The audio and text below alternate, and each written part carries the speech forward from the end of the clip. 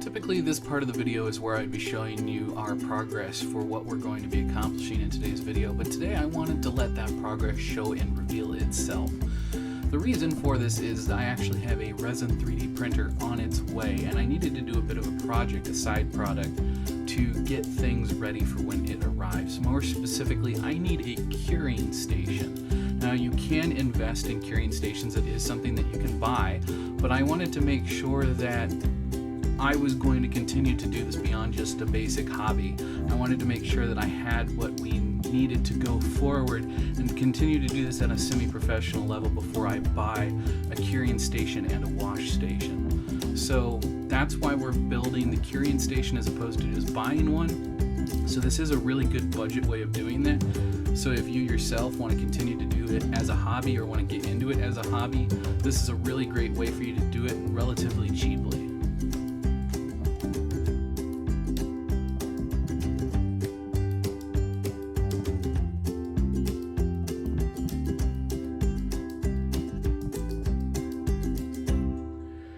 Hey guys, I have a 3D printer on the way, and not just any 3D printer. I have a photon mono resin printer on the way, and I thought I would try something a little different for today's video. Hopefully we're not doing tons of voiceovers and we can do everything with the new audio setup so that I can do a bit more videos similar to this.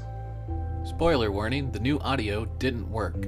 Resin printing has quite a lot of cleanup, and it has quite a lot of prep work, and it has quite a lot of finishing work to wash the model, and then you have to cure it all the way. Now, I didn't want to buy a curing station.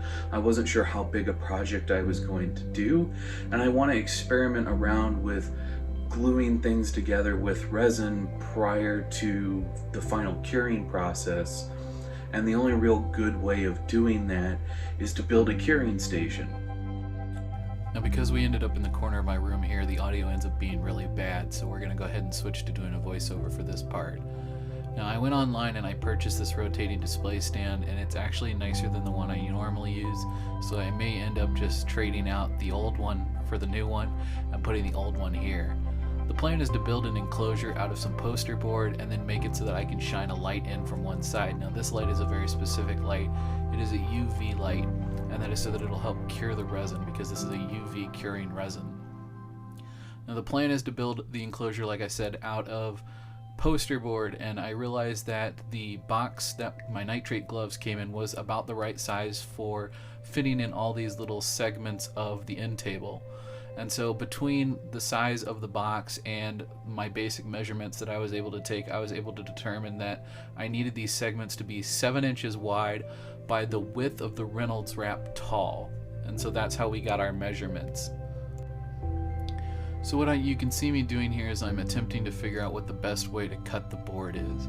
I'm using the Reynolds wrap as well as the 7-inch mark that I had marked on a ruler, and I'm using that to determine which orientation I'm going to get the most panels out of.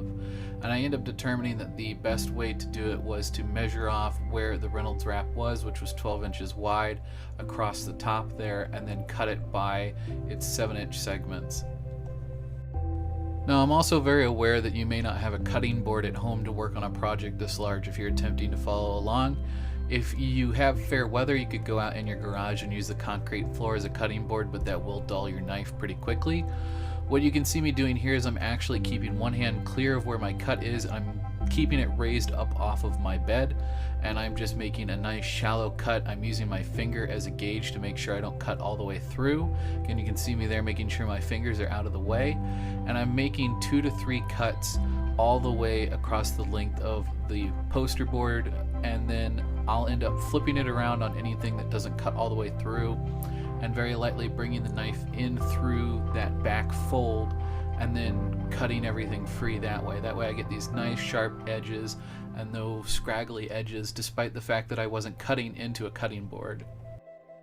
Now once you've cut out all your pieces, you want to go ahead and you're going to take your pieces and line them up with the edge of the tin foil, and you're slowly going to pull that tin foil out until it perfectly lines up with the edge of the box, and that's where you're going to make your tear. Now you can tear super slowly or you can use a pair of scissors, but it's just a really great easy way to measure this out without having to actually measure out the tinfoil. You will get a bit of an overhang or a little bit too less where the foam itself is overhanging, and that's fine because the way we're going to tape this down with this foil tape is going to completely cover that, and it's no big deal. Here you can see me with the tin foil, and I've already wrapped 3 sides, and you're just going to see how I go ahead and measure out the tape, and it's actually pretty simple. I'm using my left hand to line up the edge of the tape, and then I am putting my right hand flush against the side of the poster board, and then I am using that as my mark for where I lay the scissors up against my finger and clip the tape.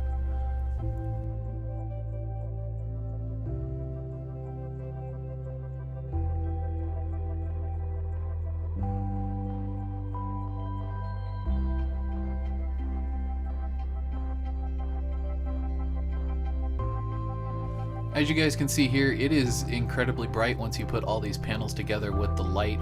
It does a really wonderful job at doing what I'm going to need it to do. As you can see, I didn't end up backing this with any kind of duct tape or anything like that. It is genuinely strong enough on its own that it doesn't need it. I'm personally very happy with this project. As you can see, I reinforced all these corners with a little bit more of that foil tape, and what that does is it's going to allow me to easily adjust the size of what I'm doing. So if I want to let just the minimum amount of light come through, I can, and I can really make sure that a lot of that light bounces around in there and really cures the miniature. Besides from buying one of these lights on Amazon, the only other thing you really need is a plastic pickling jar. They're like $7 with the little basket in them. You'll see it here on screen in a second. And then 90% rubbing alcohol or better. In fact, the highest percentage that you can get is the best. I'm actually going to be ordering some 99.9% alcohol soon, but it's just what I have available for getting started. As you can see, it's just super easy. You pop your model in, shake it up, and it's good to go. It helps really to get all that resin off without you having to scrub with a brush, which could leave behind a lot of marks in that uncured resin. But there you have it, guys. It's a super simple, super easy way to set up a curing station, especially if you don't know if you're going to be sticking with the hobby. It's a great cheap way to not have to spend a ton of money. I think the total cost of materials plus the light and the pickling jar, it's like around $40, whereas a curing station / washing station can be upwards of $250. So again, if you want to take that extra leap and you've got the expendable income, go ahead and go and take that leap and get that curing washing station. But in my case, where I'm not 100% sure if I'm going to be doing this more than just the occasional print a base, print a mini, print some accessory type of thing, if I don't really plan on ramping up and doing all of my miniatures this way, there's no point in me going beyond this point, and I don't think there's any point in you guys going beyond that point if you decide to take the plunge and get involved with resin printing. But in any case, I'm really glad that you guys made it all the way through this video. Thank you so much for all the love and support you've shown this channel. If you'd like to support this channel, there's actually a really great free way to do that, and that is actually by hitting the like button. By pressing the like button, it suggests this video to about 3 to 4 other people, which may not seem like a lot, but if they do the same thing and it snowballs, it's a really great way to help promote the channel and to help us grow, and it doesn't cost you anything to do it. If you found this video interesting and you've got any comments that you want to add, or maybe I missed something and you'd like to help educate me and the people in the comments, feel free to add them in the comments. I try to respond to everybody that I can. And again, I hope that your display case is full and your pile of shame never runs empty. Until next time, guys, thanks for watching.